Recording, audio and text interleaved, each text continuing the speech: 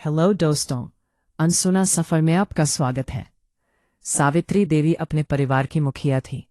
उनकी उम्र लगभग 60 वर्ष थी और उन्होंने पूरी जिंदगी अपने घर को अपने बनाए नियमों के अनुसार चलाया था। उनके पति का कई साल पहले निधन हो चुका था, इसलिए घर की सारी जिम्मेदारी उन्हीं के कंधों पर थी। उनका बेटा अमित एक निजी कंपनी में काम करता था। अमित पढ़ा लिखा और समझदार युवक था। कुछ समय पहले उसकी शादी निशा से हुई थी। निशा भी शिक्षित, आत्मनिर्भर और समझदार लड़की थी।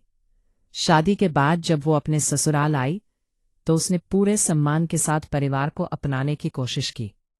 वो चाहती थी कि घर में प्रेम और आपसी समझ बनी रहे। लेकिन शादी के कुछ ही दिनों बाद उसे एहसास होने लगा कि इस घर में कई ऐसे नियम थे जिन्हें सावित्री देवी वर्षों से मानती आ रही थी, और अब वो चाहती थी कि नई बहू भी बिना किसी सवाल के उन्हें माने। घर का पहला नियम यह था कि बहू सुबह 4 बजे उठे, चाहे रात को कितनी भी देर से सोई हो। दूसरा नियम था कि घर के सभी लोगों के खाने के बाद ही बहू खाना खाएगी। तीसरा नियम यह था कि बहू घर के किसी भी फैसले में अपनी राय नहीं देगी जब तक उससे पूछा ना जाए। चौथा नियम था कि बहू नौकरी करना चाहे तो भी उसे पहले घर के सारे काम पूरे करने होंगे, और यदि परिवार को लगे कि नौकरी की जरूरत नहीं है तो उसे नौकरी छोड़नी होगी। निशा ने शुरू में इन बातों पर कुछ नहीं कहा। वो नए माहौल को समझना चाहती थी, लेकिन धीरे धीरे उसे महसूस हुआ कि ये नियम केवल परंपरा के नाम पर बनाए गए थे, और उनमें से कई ऐसे थे जिनका कोई व्यावहारिक कारण नहीं था।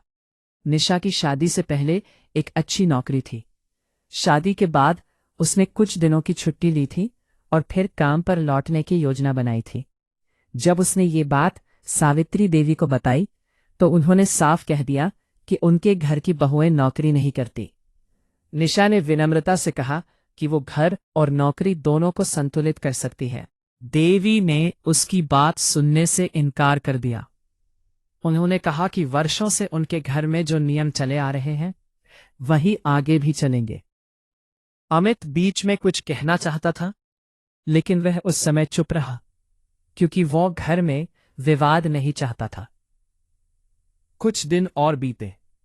निशा रोज सुबह 4 बजे उठने की कोशिश करती, लेकिन कई बार देर रात तक घर के कामों में लगी रहने के कारण थक जाती। एक दिन वह सुबह 6 बजे उठी। यह देखकर सावित्री देवी नाराज हो गई। उन्होंने कहा कि नई पीढ़ी की लड़कियां जिम्मेदारी समझती ही नहीं है। निशा ने सम्मानपूर्वक जवाब दिया कि जिम्मेदारी का संबंध केवल जल्दी उठने से नहीं होता। यदि कोई व्यक्ति पूरे मन से अपना काम कर रहा है तो 2 घंटे बाद उठने से उसका सम्मान कम नहीं हो जाता। सावित्री देवी को यह बात पसंद नहीं आई। उन्हें लगा कि बहू उनके नियमों को चुनौती दे रही है। धीरे धीरे दोनों के बीच मतभेद बढ़ने लगे। सावित्री देवी हर बात को अपने अनुभव और परंपरा के आधार पर देखती थी, जबकि निशा तर्क और परिस्थितियों के आधार पर सोचती थी। एक दिन परिवार में रिश्तेदार आए हुए थे। सभी लोग भोजन कर चुके थे। निशा भी सुबह से काम में लगी हुई थी और उसे काफी भूख लगी थी। उसने सभी के साथ बैठकर खाना खा लिया। यह देखकर सावित्री देवी को बहुत बुरा लगा। उनके अनुसार बहू को सबसे अंत में खाना खाना चाहिए था। रिश्तेदारों के जाने के बाद उन्होंने निशा को डांटते हुए कहा कि उसने घर की परंपरा तोड़ दी है। निशा ने शांत स्वर में कहा कि वह पूरे दिन काम करने के बाद भूखी थी और उसे नहीं लगता कि परिवार के साथ बैठकर खाना खाने में कोई गलत बात है। यह सुनकर सावित्री देवी और नाराज हो गई। अमित अब स्थिति को समझने लगा था। उसे महसूस हो रहा था कि उसकी माँ और पत्नी दोनों अपनी अपनी जगह सही समझ रही हैं, लेकिन उनके विचार अलग हैं। उसने एक शाम अपनी माँ से बात करने की कोशिश की। उसने कहा कि समय बदल रहा है और कुछ नियमों में बदलाव करना गलत नहीं है। लेकिन सावित्री देवी ने इसे अपनी परवरिश और अनुभव का अपमान समझ लिया। उन्होंने कहा कि जिस व्यवस्था ने इतने वर्षों तक परिवार को संभाल कर रखा उसे बदलने की जरूरत नहीं है। निशा ने कभी घर छोड़ने या लड़ाई करने की बात नहीं की। वह केवल इतना चाहती थी कि उसे अपनी बात रखने का अधिकार मिले। एक दिन उसने सावित्री देवी से सीधे कहा कि वह उनका सम्मान करती है, लेकिन हर पुराना नियम सही हो यह जरूरी नहीं है। उसने कहा कि वह सुबह समय पर उठेगी, घर के कामों में पूरा सहयोग करेगी और परिवार का सम्मान भी करेगी, लेकिन केवल इसलिए किसी नियम को नहीं मानेगी क्योंकि वह वर्षों से चला आ रहा है।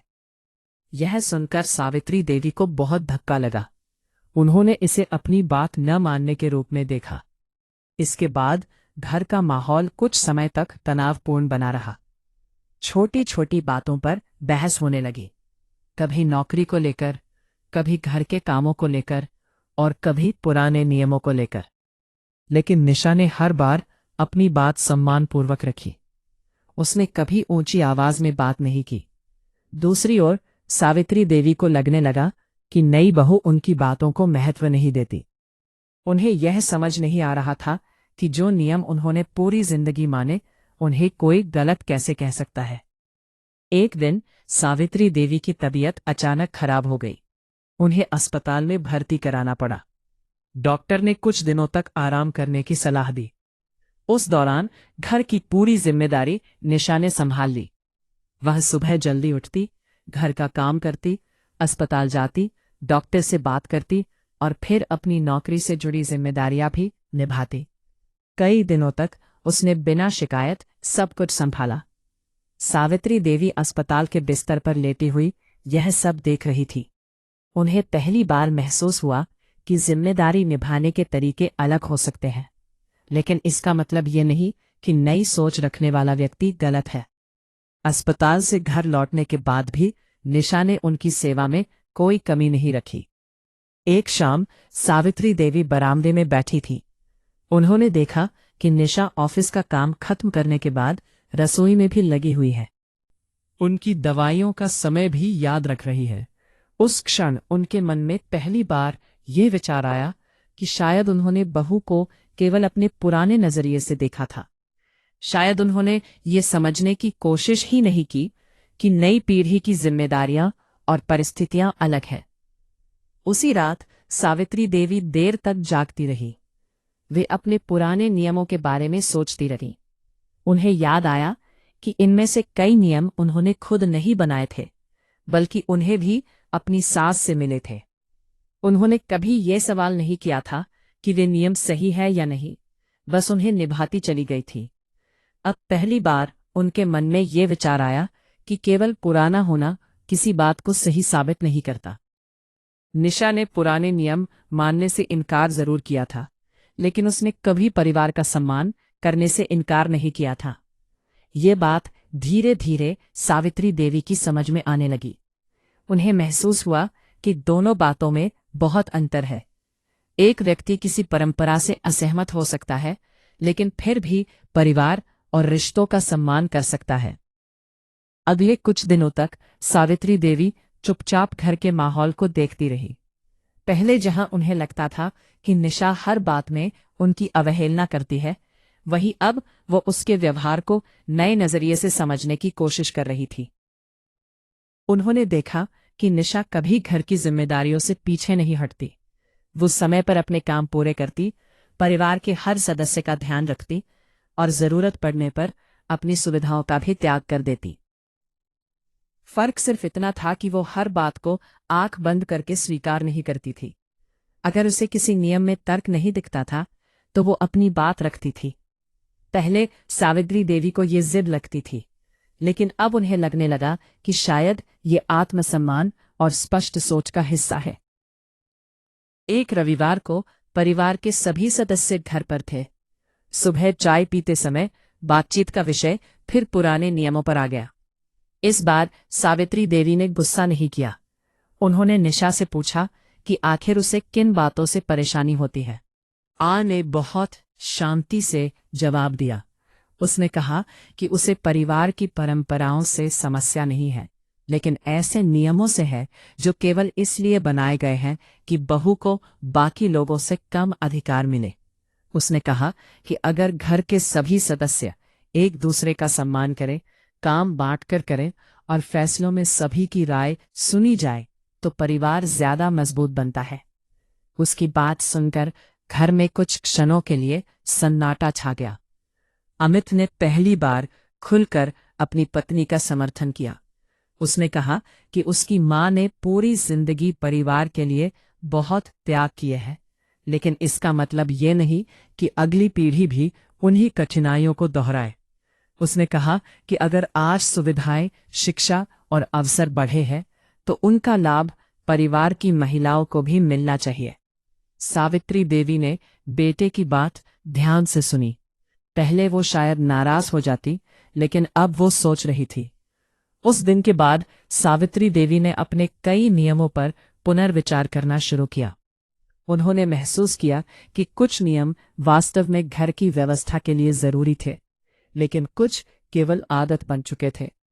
उदाहरण के लिए, समय पर उठना अच्छी बात थी, लेकिन हर व्यक्ति को ठीक 4 बजे ही उठना चाहिए, इसका कोई विशेष कारण नहीं था। परिवार का सम्मान करना जरूरी था, लेकिन बहू को सबसे अंत में खाना खिलाना सम्मान का मापदंड नहीं हो सकता था। घर के काम करना जरूरी था, लेकिन केवल बहू की जिम्मेदारी नहीं होनी चाहिए थी। धीरे धीरे उन्हें अपने व्यवहार में बदलाव लाना शुरू किया। एक दिन जब दोपहर का भोजन तैयार हुआ तो उन्होंने खुद निशा को अपने पास बैठाकर खाना खाने के लिए कहा। निशा को आश्चर्य हुआ, क्योंकि पहले ऐसा कभी नहीं हुआ था। सावित्री देवी ने बिना कुछ कहे उसके लिए थाली परोसी। ये छोटा सा कदम था, लेकिन निशा समझ गई कि उनके मन में कुछ बदल रहा है। कुछ समय बाद निशा की नौकरी में उसे एक महत्वपूर्ण परियोजना पर काम करने का अवसर मिला। इस काम के कारण उसे कुछ दिनों तक देर से घर लौटना पड़ता था। पहले ऐसी स्थिति में सावित्री देवी जरूर विरोध करती, लेकिन इस बार उन्होंने खुद उससे कहा कि वो अपने काम पर ध्यान दे, घर के कामों की चिंता न करे। निशा ने उनकी ओर देखा और मुस्कुरा दी। उसे लगा कि उसकी बातों को आखिरकार समझा जा रहा है। एक शाम सावित्री देवी अपनी पुरानी सहेली कमला से मिलने गई। बातचीत के दौरान उन्होंने घर की स्थिति का जिक्र किया। कमला ने उनसे पूछा कि क्या नई बहू के साथ सब ठीक चल रहा है। कुछ क्षण सोचने के बाद सावित्री देवी ने कहा कि शुरुआत में उन्हें लगता था कि निशा गलत है, लेकिन अब उन्हें महसूस हो रहा है कि वो केवल अपनी पहचान और अधिकार बनाए रखना चाहती थी। कमला ने मुस्कुराते हुए कहा कि समय के साथ हर पीढ़ी कुछ बदलाव लेकर आती है, और समझदारी इसी में है कि अच्छे बदलावों को स्वीकार किया जाए। घर लौटते समय सावित्री देवी पूरे रास्ते यही सोचती रही। उन्हें याद आया कि जब वो खुद नई नई बहू बनकर इस घर में आई थीं, तो कई बार उन्होंने भी कुछ नियमों को मन ही मन गलत माना था, लेकिन उस समय अपनी बात कहने का साहस नहीं था। शायद इसी कारण उन्होंने बाद में उन्हीं नियमों को परंपरा मान लिया था। अब उन्हें समझ आ रहा था कि निशा ने वही बात खुलकर कह दी थी जिसे कभी उन्होंने अपने मन में दबा लिया था। कुछ दिनों बाद परिवार में एक छोटा सा समारोह रखा गया। रिश्तेदार और परिचित घर आए हुए थे। बातचीत के दौरान किसी ने मजाक में कहा कि आजकल की बहुएं पुराने नियम नहीं मानती। पहले शायद सावित्री देवी ऐसी बात से सहमत हो जाती, लेकिन इस बार उन्होंने अलग जवाब दिया। उन्होंने कहा कि हर नियम को मानना जरूरी नहीं होता, जरूरी ये है कि परिवार में सम्मान और जिम्मेदारी बनी रहे। उनके इस जवाब को सुनकर सभी लोग हैरान रह गए। निशा भी चुपचाप ये सब सुन रही थी। उसके मन में अपनी सास के लिए सम्मान और बढ़ गया। समय के साथ दोनों के रिश्ते में विश्वास मजबूत होने लगा। अब वे एक दूसरे की बात सुनती थी। अगर किसी विषय पर मतभेद होता भी था तो उसे बहस या झगड़े की बजाय बातचीत से सुलझाने की कोशिश की जाती थी। घर का माहौल पहले की तुलना में कहीं अधिक शांत और सुखद हो गया था। अमित भी खुश था कि उसकी मां और पत्नी अब एक दूसरे को समझने लगी हैं। एक दिन शाम को सावित्री देवी ने निशा को अपने कमरे में बुलाया। उन्होंने अलमारी से एक पुराना डिब्बा निकाला, जिसमें कुछ पुरानी तस्वीरें और यादगार चीजें रखी थीं। तस्वीरें देखते हुए उन्होंने अपने जीवन के कई अनुभव सुनाए। फिर उन्होंने धीरे से कहा, शायद मैंने शुरुआत में तुम्हें समझने में गलती की। मुझे लगता था कि तुम मेरे बनाए नियमों का सम्मान नहीं करती, लेकिन अब समझ में आया है कि तुम केवल अपनी बात रखने की कोशिश कर रही थी। निशा ने विनम्रता से कहा, मांझी, मेरा उद्देश्य कभी आपको दुख पहुंचाना नहीं था। मैं सिर्फ इतना चाहती थी कि मुझे भी अपनी सोच रखने का अधिकार मिले। सावित्री देवी ने उसकी बात सुनकर सिर हिलाया। उन्होंने स्वीकार किया कि सम्मान और आज्ञाकारिता एक ही बात नहीं होते। कोई व्यक्ति सम्मान करते हुए भी किसी बात से असहमत हो सकता है। उस बातचीत के बाद दोनों के बीच की दूरी लगभग समाप्त हो गई। अब सावित्री देवी उसे बहू की तरह नहीं, बल्कि परिवार के एक बराबरी के सदस्य की तरह देखने लगी। वहीं निशा भी उनकी भावनाओं और अनुभवों का पूरा सम्मान करती थी। दोनों ने एक दूसरे से बहुत कुछ सीखा था। धीरे धीरे घर में कई सकारात्मक बदलाव आए। कामों का बंटवारा अधिक संतुलित हो गया। फैसलों में सभी की राय ली जाने लगी। परिवार के सदस्य एक दूसरे की जिम्मेदारियों को समझने लगे। सबसे बड़ी बात यह थी कि अब किसी नियम को केवल इसलिए नहीं माना जाता था क्योंकि वो पुराना था। पहले उसकी उपयोगिता और आवश्यकता को समझा जाता था। सावित्री देवी को अब यह एहसास हो चुका था कि परंपराएं तब तक अच्छी होती हैं जब तक वे लोगों को जोड़ती हैं। जब कोई नियम किसी व्यक्ति की स्वतंत्रता, सम्मान या अधिकारों पर अनावश्यक बोझ बनने लगे, तो उस पर विचार करना जरूरी हो जाता है कि बदलाव का मतलब परंपराओं का अपमान नहीं होता।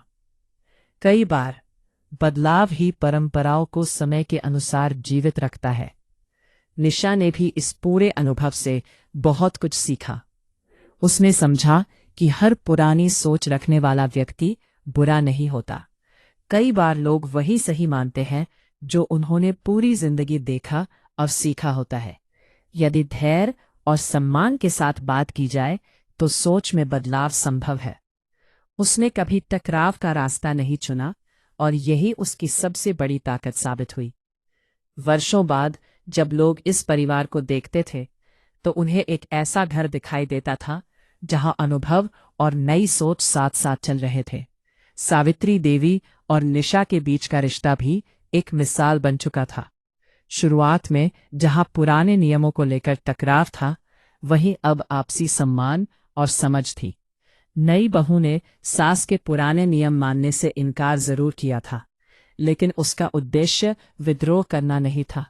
वो केवल उन बातों को बदलना चाहती थी जो उसे अनुचित लगती थी। समय के साथ सास को भी यह समझ आ गया कि बदलाव हमेशा गलत नहीं होता। अंततः दोनों ने एक दूसरे के दृष्टिकोण को समझा, रिश्ते को प्राथमिकता दी और परिवार को पहले से अधिक मजबूत बना दिया। इसी समझ और सम्मान ने उनके घर में स्थायी सुख और संतुलन स्थापित कर दिया।